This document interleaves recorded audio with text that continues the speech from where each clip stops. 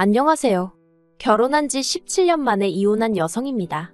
요새 남편하고 시어머니 때문에 스트레스가 이만저만이 아니었어요. 그래서 막둥이 딸 때문에라도 참고 살아보려고 했는데 결국 이혼하자고 했지요. 그런데 남편도 꼴에 자존심인지 오기인지 어지간히 목에 핏대 세우고 저를 잡지는 않더라고요. 처음부터 남편하고 제 사이가 이렇게 안 좋았던 건 아니에요. 처음에 친구의 소개로 만났는데 저한테 한눈에 반했다며 어지간히 저를 쫓아다녔거든요. 게다가 연애하는 동안은 남편이 특별히 저를 힘들게 하는 것도 없고 속도 썩이질 않았지요. 그래서 결혼까지 생각하고 만난 것도 아니었는데 어느샌가 결혼을 전제로 이야기를 나누고 있더라니까요. 그런데 막상 양가 어른들 뵙고 본격적으로 결혼 준비를 시작해보니까 시댁 상황이 너무 어려운 거예요.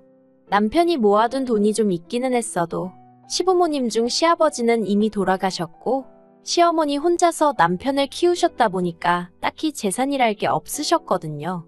그런데 제가 결혼하던 당시만 하더라도 남자 쪽에서 집을 해오는 일이 비교적 흔한 일이었어요. 많은 사람들이 그게 당연하다고 여기던 시절이기도 했고요.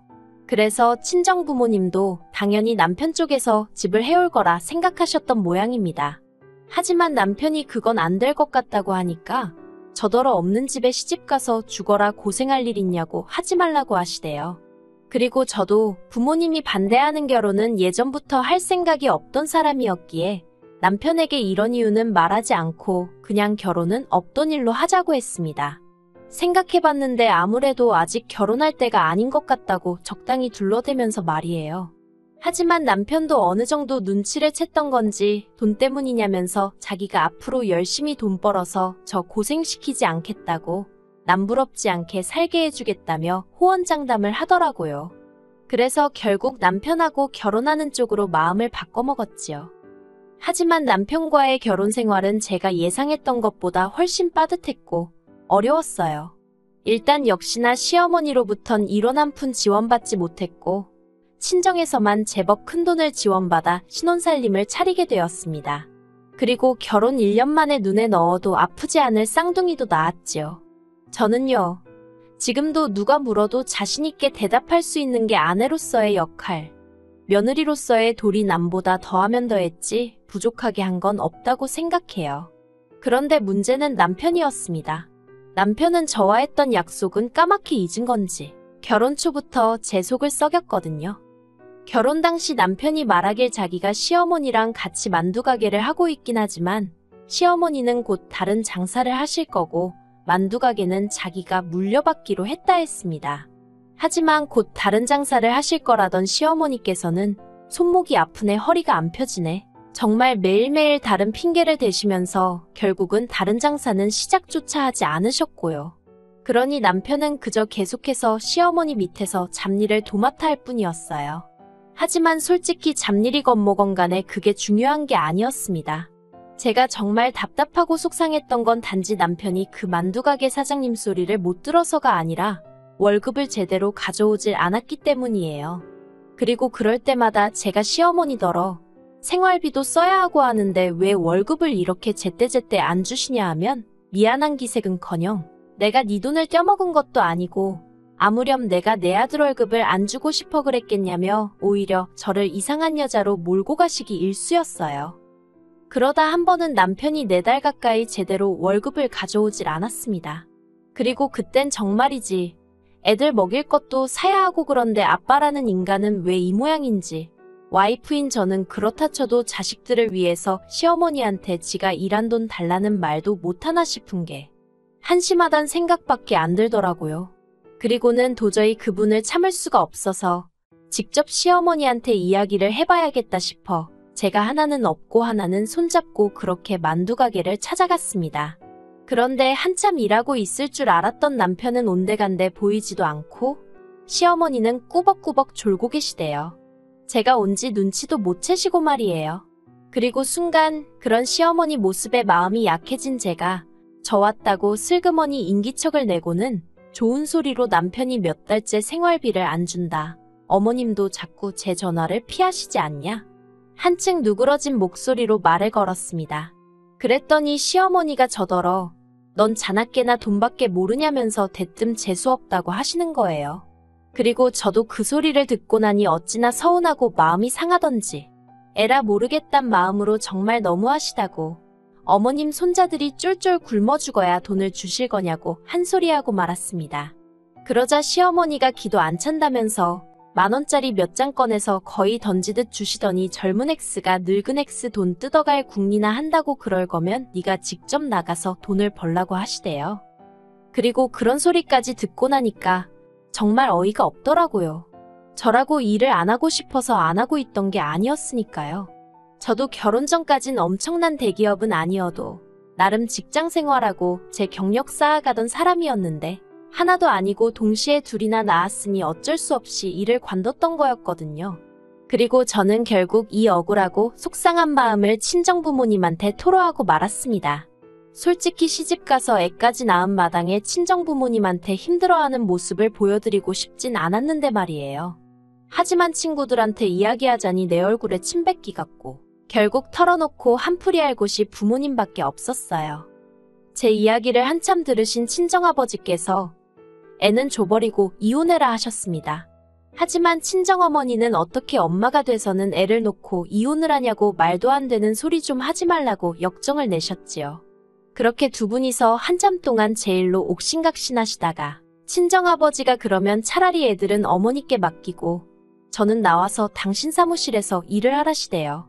그리고 저는 죄송한 마음도 있었지만 결국 애들이 어린이집 갈 수 있는 나이가 될 때까지만 그렇게 하기로 했습니다.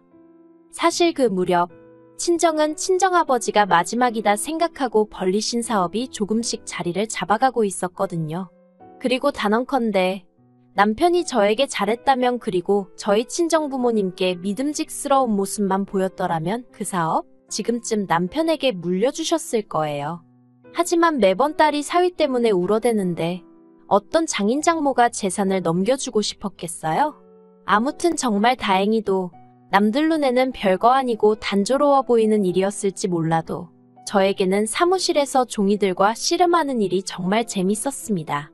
덕분에 친정아버지가 하시는 사업을 차근차근히 배울 수도 있었으니까요. 그리고 제가 그렇게 지내는 동안 남편은 뭘 했냐면 그 발전도 없고 미래도 안 보이는 만두가게에 출퇴근 도장만 뻔질나게 찍으며 10년을 보냈지요. 솔직히 자식이 있어서 살았지 남편하고 부부라는 느낌도 없었어요. 그냥 같이 사는 사람 정도였지 제가 남편에게 생활비를 한 번 제대로 받았어 본 것도 아니고 그래도 옆에서 보기에 따로 사치나 유흥은 안 하는 것 같아서 지도 생각이 있으면 돈을 어떻게든 모으고는 있겠지 그렇게 지레짐작만 했고요. 그러다 쌍둥이들이 초등학교를 졸업하던 시기에 잠깐이나마 남편하고 사이가 회복된 적이 있어요. 그때 저희 친정어머니가 돌아가시면서 남편이 상주 노릇을 하게 되었는데 그때 제가 생각했던 것과는 달리 싹싹하게 자기 역할을 잘해주었거든요. 몇 번이나 울다 지쳐 쓰러질 뻔한 저를 잡아주기도 했고 그래서 제가 그 무렵 남편을 다시 보고 마음의 문을 열게 되었지요. 나중에 언젠가 친정아버지까지 돌아가시고 나면 나한테 남는 건 정말 남편하고 자식들 뿐이겠구나 싶은 생각에 그래 내가 마음을 좀 고쳐먹어보자. 조금만 더 열린 마음으로 남편을 이해하고 보듬어주자 그런 생각을 했달까요. 그리고 그때 생각지도 못한 아기 천사가 저를 찾아와 주었답니다.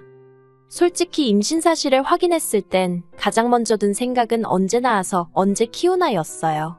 하지만 동시에 한편으로는 돌아가신 친정어머니가 보내주신 선물 같아서 무척 기뻤답니다.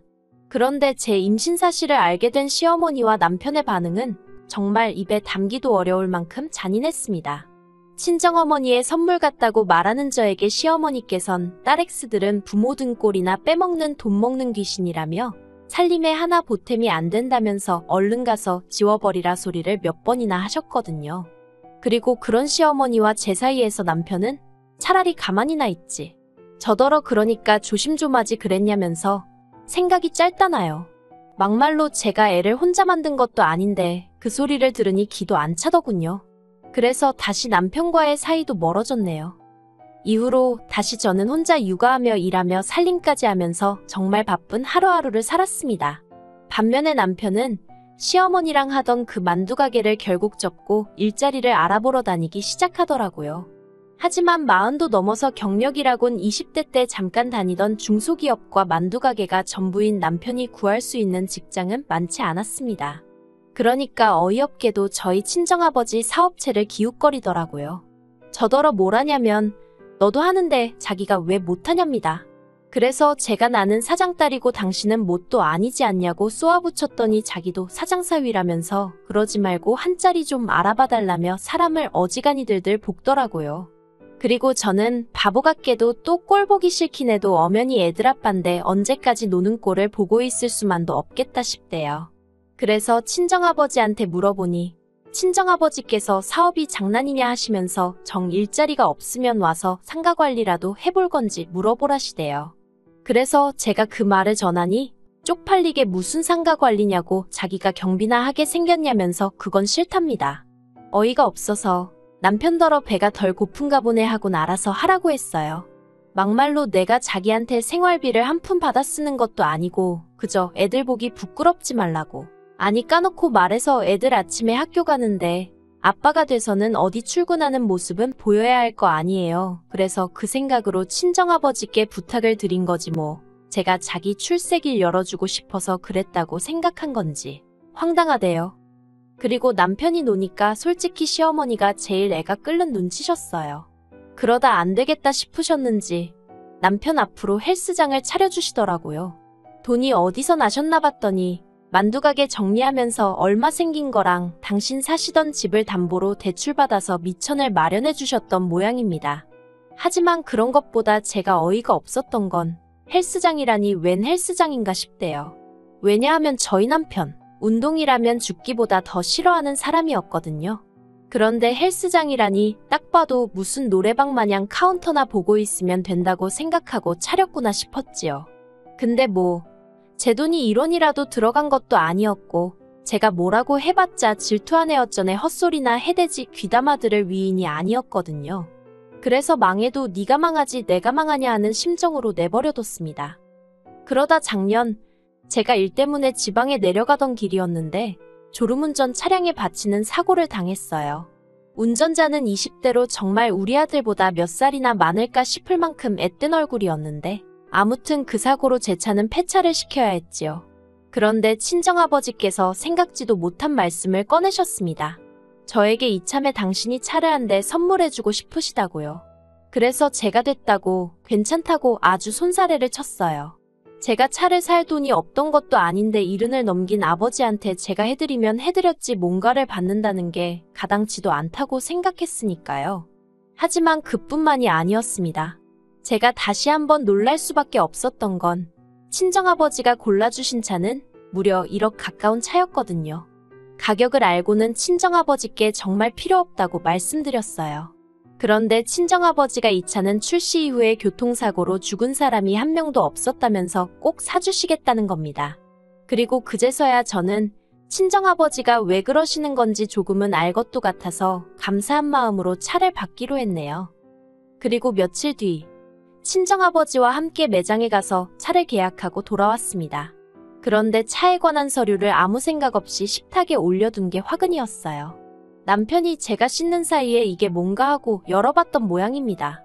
그리고는 씻고 나온 저를 향해서 아주 육두문자만 안 썼다 뿐이지 노발대발 난리도 아니대요. 어떻게 이렇게 비싼 차를 자기랑 상의도 없이 장인어른한테 받으냐면서. 그런데 저는 남편이 도대체 왜 화가 난 건지 도통 이해할 수가 없었습니다.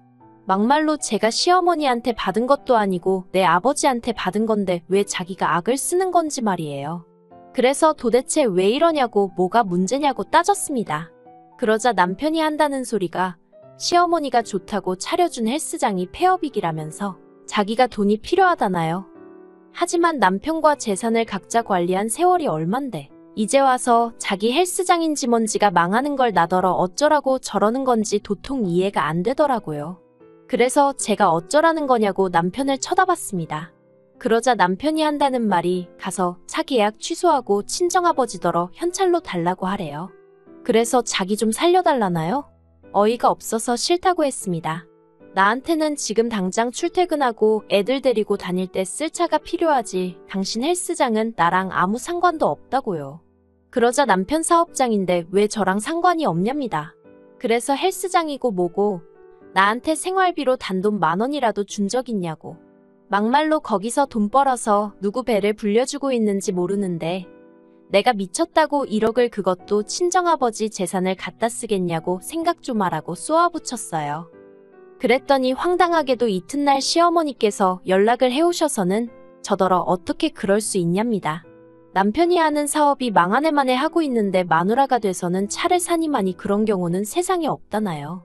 그리고 말이 나와서 말이지만 저희 친정아버지도 너무 하신다고. 진작에 사위도 한 자리 앉혀줬으면 지금 얼마나 편하게 지내겠냐고. 딸만 자식이냐 사위도 자식인 걸 모르시냐. 결국 듣다 못한 제가 시어머니더러 지금 어머님이 저에게 하신 말씀 스스로 곰곰이 한번 생각해 보시라 했어요. 어머님한테는 저희 남편만 자식이지 않았냐고요. 그리고 시어머니는 제가 이렇게 대들었다면서 그걸 또 남편한테 이르고 한마디로 무슨 이건 핑퐁도 아니고 여기서 욕하고 저기서 욕하고 정말 지긋지긋하대요. 그래서 제가 남편더러 처음부터 이혼을 했어야 하는데 자식들 때문에 못하고 산 내가 등신이라고 이제라도 헤어지자 했습니다. 그랬더니 남편이 저더러 후회 안 하냐면서 자기는 남자라 이혼해도 상관없지만 저는 여자라서 이혼하면 팔자 망하는 지름길이라나요? 하지만 아무렴 이혼녀라는 딱지가 주운 글씨라고 해도 막말로 제 집 있고 제 돈 있는데 뭐가 겁났겠어요. 그래서 괜찮다고 상관없다고 이혼하자 했습니다. 뿐만 아니라 솔직히 이건 도박이긴 했는데 아들 둘은 네가 키우라고 딸은 내가 키우겠다고도 했네요. 진심이 아니었지만 일부러 세게 나갔습니다. 혹여나 양육권이나 친권으로 소위 우위를 선점하려 들까 싶어서 말이에요. 그리고 역시나 제 예상이 맞았습니다. 양육권을 무기로 이혼 안 해주려고 했던 모양인데 제가 지더러 가지라고 하니까 또 지가 키울 자신은 없었던가 보대요. 양육권은 저더러 가지라고 대신 양육비는 기대하지 말라며 치사하게 나왔거든요. 그래서 알겠다고 양육비 필요 없다고 대신 지저분하게 소송 가지 말고 좋게 좋게 이혼하자 했지요. 그랬더니 이번엔 시어머니가 제 재산을 반으로 나눠서 남편을 줘야 한답니다. 나라법이 그렇다나요? 그래서 제가 시어머니더러 제가 미쳤냐고 남편이 제 재산 불리는데 뭘 한 게 있다고 반씩이나 욕심을 내시느냐고 따졌네요. 그런데 시어머니나 남편은 제 말을 믿지 못하고는 기어이 변호사를 사더라고요. 하지만 변호사를 산다고 사실이 달라지나요? 결국 뭐가 찔렸는지 협의 이혼하자고 순순히 나오더라고요. 그래서 그나마 제 예상보단 수월하게 이혼했어요. 친정아버지는 괜히 당신이 차를 사주네 어쩌네 해서 이 사단을 만든 건 아닌지 모르겠다며 저에게 너무나 미안해하셨습니다. 하지만 전 이렇게라도 결단을 내려서 참 다행이다 싶어요. 그리고 현재 남편의 상황은요. 헬스장은 결국 폐업을 했고 폐업이다 보니 권리금은 당연히 없고 보증금도 월세로 다 까여서 거의 건진 돈도 없는 모양입니다. 그래서 지금은 시어머니 사시는 집에 들어가서 둘이 산다나요. 아무튼 애들 때문에 앞으로도 몇 년은 좋든 싫든 소식 듣고 살아야 하는데 그러니 저는 더 이악 물고 보란듯이 성공할 참입니다. 그래서 남편에게 엄청난 모욕감과 모멸감을 안겨주고 싶어요. 시어머니도 물론이고요. 이런 제가 못돼 보일까요? 그래도 저는 그렇게 살렵니다. 지금 이 마음가짐이 제가 잘 살아갈 수 있는 힘이 되어줄 것 같아요.